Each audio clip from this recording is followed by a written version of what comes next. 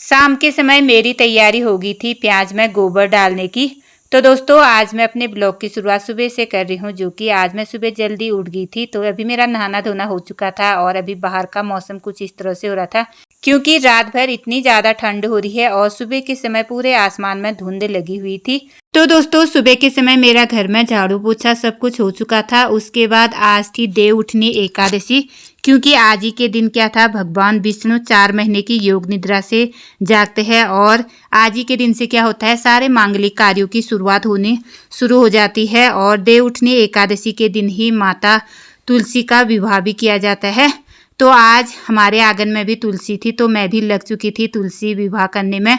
तो यहाँ पे मैया को मैंने चुनरी हुंजरी और श्रृंगार हिंगार सभी कुछ चढ़ाया और रोली होली टीका चंदन लगाया। उसके बाद मेरा यहाँ पे तुलसी विवाह संपन्न हो गया था। उसके बाद हम लोग चले गए थे अपने खेत में पानी डालने के लिए, क्योंकि साग सब्जी लगा रखी है तो रोज दूसरे तीसरे दिन खेतों में पानी डालना हो जाता है। तो पहले यहाँ पे मेरे पति पानी डालने में लगे हुए थे और अभी वो चले गए हैं दूध लेने के लिए। उसके बाद मैंने खेतों में पानी आने डाला।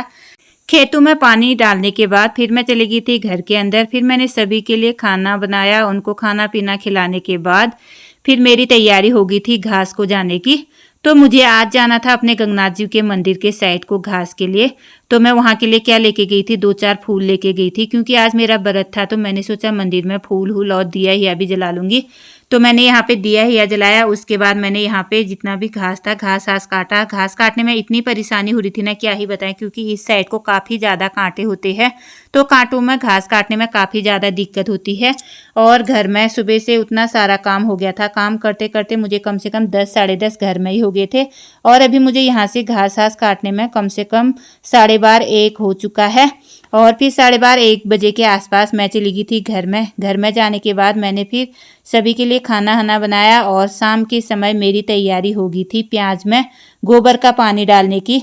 तो दोस्तों इसके लिए मैं क्या करती हूँ, सबसे पहले मैं कच्चा गोबर लेके आई थी गोट से 1 बाल्टी में, और 1 बाल्टी में मैं लेके आई थी पानी। तो मुझे कच्चे गोबर का घोल बनाना पड़ता है पानी में डालने के लिए। तो मैंने यहाँ पे कुछ इस तरह से कच्चे गोबर का घोल बना दिया था। उसे फिर मैंने बड़ी वाली बाल्टी में पूरा खाली कर दिया था, क्योंकि पानी ज़्यादा चाहिए था, क्योंकि प्याज की क्यारी मेरी बड़ी थी।